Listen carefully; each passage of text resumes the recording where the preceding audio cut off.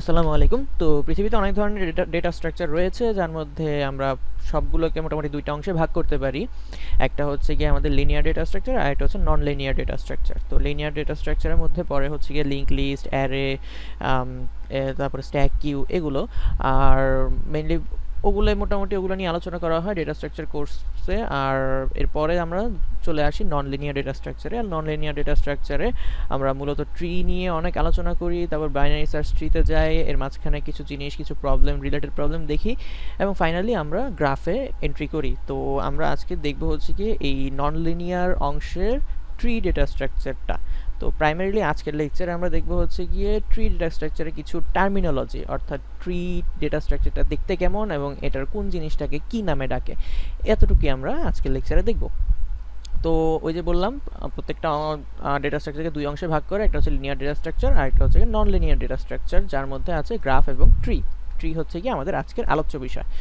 তো আজকের কন্টেন্ট হচ্ছে কি ইন্ট্রোডাকশন টু ট্রিজ, কেন ট্রি লাগবে এবং ট্রি এর কিছু বেসিক টার্মিনোলজি। তো প্রথম কথা হচ্ছে ট্রি জিনিসটা কি। আমরা এখানে নিচে দেখতে পাচ্ছি যে এইটা হচ্ছে কি আমাদের একটা ট্রি। তো ট্রি, এটাকে যে ট্রি সেটা আমি কিভাবে জানবো? Non linear data structure, tree একটা non linear data structure.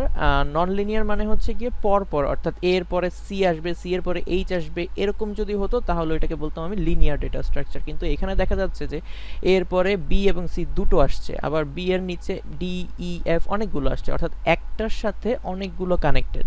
Linear ভাবে আমি আগাতে পারবো না, আমি চাইলে বাঁকা পথেও যেতে পারবো। এই কারণে এটাকে নন লিনিয়ার, অর্থাৎ সোজাসুজি না, নন লিনিয়ার ডেটা স্ট্রাকচার বলে। আর নন লিনিয়ার জিনিসটা আমরা বুঝলাম। তারপরে এখানে বলেছি a tree is a collection of finite set of nodes or vertices and edges without having any cycle or loop. আচ্ছা, তো এই জায়গাটার কথাটা একটু গুরুত্বপূর্ণ। ট্রি এর বেসিক্যালি সংজ্ঞা যদি বলতে হয় তাহলে আমরা জাস্ট একটা ট্রি এঁকে দিলেই হয়ে গেলে এটা না, সংজ্ঞাটাও আমাদের একটু মাথায় রাখতে হবে। কেননা এই সংজ্ঞাটা থেকে আমরা কিছু ইম্পর্টেন্ট জিনিস ফিগার আউট করতে পারি। যেমন বলেছে ট্রি হচ্ছে একটা কালেকশন অফ নোডস। তো প্রথম কথা হচ্ছে কালেকশন মানে হচ্ছে কি একটা সমষ্টি, নোডস মানে হচ্ছে কি সেটা আমরা একটু দেখি। নোডস মানে হচ্ছে গিয়ে এই যে গোল গোল গোল গোল যে জিনিসগুলো দেখা যাচ্ছে, এগুলোকে আমরা এক একটা নোড বলি।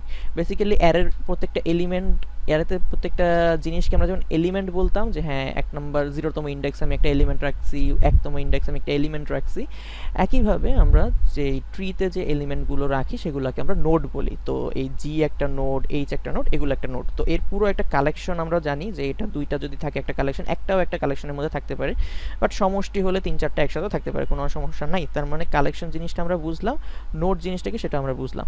নোডকে আবার ভার্টিসেস নামেও ডাকা হয়ে থাকে। সো নোড আর ভার্টিসিস একই কথা।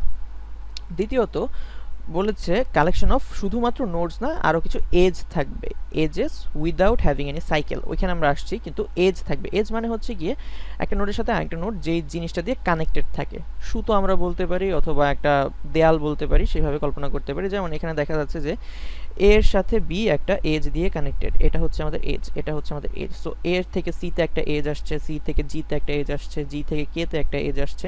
তো এ একটা নোড এ থেকে সিতে একটা এজ আসছে, আবার সি থেকে জিতে আরেকটা এজ আসছে। এই এজগুলো দিয়ে দেখা যাচ্ছে আমার পুরো ট্রিটা কানেক্টেড। বোঝা গেল? তার মানে এই কালেকশনটাতে আমার কিছু নোড আছে এবং কিছু এজ আছে। খুব ভালো কথা। থার্ড যে পয়েন্টটা সেটা খুবই গুরুত্বপূর্ণ একটা পয়েন্ট, এটা প্রায়ই আমাদের এক্সামে থাকে বা প্রায় বিভিন্ন কনসেপচুয়াল বা ইন্টারভিউ কোশ্চেনও এরকম বলে যে একটা গ্রাফ এবং একটা ট্রি এর মধ্যে পার্থক্য কী। তো এইখানে আমরা যদি একটু কল্পনা করি বা একটু মনোযোগ দিই তাহলে দেখব যে এ থেকে কিন্তু বিতে গিয়েছে, আবার সিতে গিয়েছে, এমন কোনো রাস্তা আমি পাবো না যে যে রাস্তায় এই পুরো ট্রিতে ঘুরে আমি আবার এতে ফেরত আসতে পারি। অর্থাৎ আমি যদি এরকম কোনো রাস্তা হতো, ডি থেকে ঘুরে আবার যদি এতে চলে আসতে পারতাম, এরকম কোনো একটা এজ থাকতো। এটাও কিন্তু একটা এজ। এজ মানে এরকম না যে সোজা লাইন থাকবে, এজ হচ্ছে কি একটা নোড থেকে আরেকটা নোডের কানেকশনটা আমরা যেটাকে দিয়ে দেখাই, সেটা আমি বাঁকা তারা যে কোনো লাইন দিয়ে দেখাতে পারি।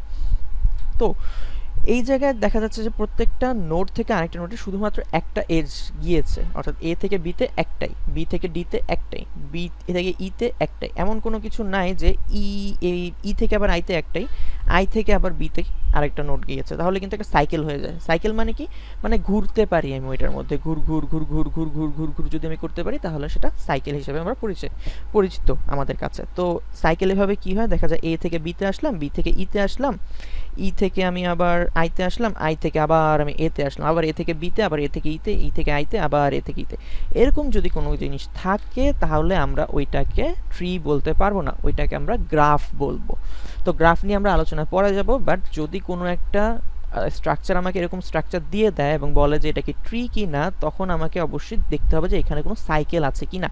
যদি কোনো সাইকেল না থাকে তাহলে আমি নির্দ্বিধায় বলে দিতে পারি যে হ্যাঁ এটা একটা ট্রি। যেমন দেখা যাচ্ছে এই কে থেকে যদি এইচটাকে আমি কানেক্ট করে দিতাম তাহলে কিন্তু এখানে সি জি কে এইচ এই জায়গাটা একটা সাইকেল তৈরি হয়ে যেত। তো এই সাইকেলটার জন্য আমরা এটাকে কখনোই ট্রি বলতে পারতাম না। সো উইদাউট সাইকেল এই জিনিসটা খুবই গুরুত্বপূর্ণ। তাহলে আমাদের এই পয়েন্টটাও শেষ, এই পয়েন্টটাও শেষ। থার্ড পয়েন্টটা যেটা বলছে, if any tree has n number of nodes then it will have n-1 number of edges. এটা ট্রি এর খুবই বেসিক একটা ফর্মুলা, যেটা দিয়ে আমরা কোনো একটা ট্রি এর যদি নোড সংখ্যা জানি তার মধ্যে কয়টা এজ থাকবে সেটা বের করে ফেলতে পারি। এটা একদম মোটামুটি বলা যায় একটা টাইমে গিয়ে এই জিনিসটা একদম মাথার মধ্যে গেঁথে যাবে যে আচ্ছা ঠিক আছে, একটা ট্রিতে যদি 10টা নোড থাকে তাহলে তার মধ্যে অবশ্যই কানেকশন আছে কয়টা, 9টা। কিভাবে সেটা, তো আমরা এখানে এত কমপ্লিকেটেড ভাবে না দেখে এখানে দেখি যে একটা এ যদি থাকে আমার এই নোডটা, ভালো কথা, এ থেকে কয়টা কানেকশন বের হইছে, একটাও না, 0। তার মানে আমার যদি নোড থাকে একটা, কানেকশন কয়টা আমার, কানেকশন 0টা। খুব ভালো কথা। এখন আমি আরেকটা নোড দিলাম বি। তো এ আর বি যদি একটা ট্রি হইতে হয় তার মধ্যে অবশ্যই একটা কানেকশন থাকতে হবে। তাহলে নোড এখানে কয়টা, নোড হচ্ছে কি 2টা, কানেকশন কয়টা এখানে, একটা। তারপরে আমি আরেকটা সি অ্যাড করলাম, সি এর মধ্যে আমি কানেকশন অ্যাড করে দিলাম, তাহলে এখানে নোড হলো কয়টা, 3টা, কানেকশন কয়টা আমাদের, 2টা। তাহলে দেখা যাচ্ছে যে এখানে n যদি আমি এটাকে n দিয়ে প্রকাশ করি, এটাকে যদি n থাকে তাহলে এর পরেরটা হবে সবসময় n-1। যেমন ধরা যায় আমি যদি আরও 2টা নোড অ্যাড করি তাহলে আমি জানি যে ওইখানে অবশ্যই এজ থাকবে। টোটাল যদি n এর মান 3 হয়, 3 এর সাথে আমি 2 যোগ করলে হয় 5, যদি n এর মান 5 হয় তাহলে ওইটাকে কানেক্ট করতে আমার এজ লাগবে হচ্ছে গিয়ে 4টা।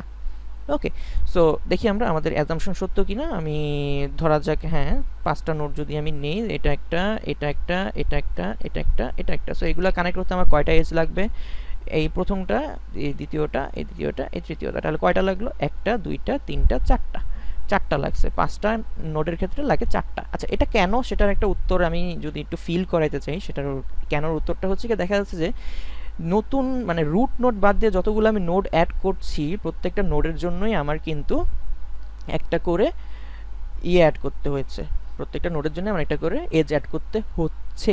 কিন্তু শুধুমাত্র রুট নোডটার সাথে কারো কানেকশন নাই, যেহেতু কারো কোনো কানেকশন নাই তাই রুট নোডটার ক্ষেত্রে আমার কোনো ধরনের এজের প্রয়োজন হচ্ছে না, তাই রুট নোডটার ক্ষেত্রে একটা এজ মাইনাস চলে যাচ্ছে।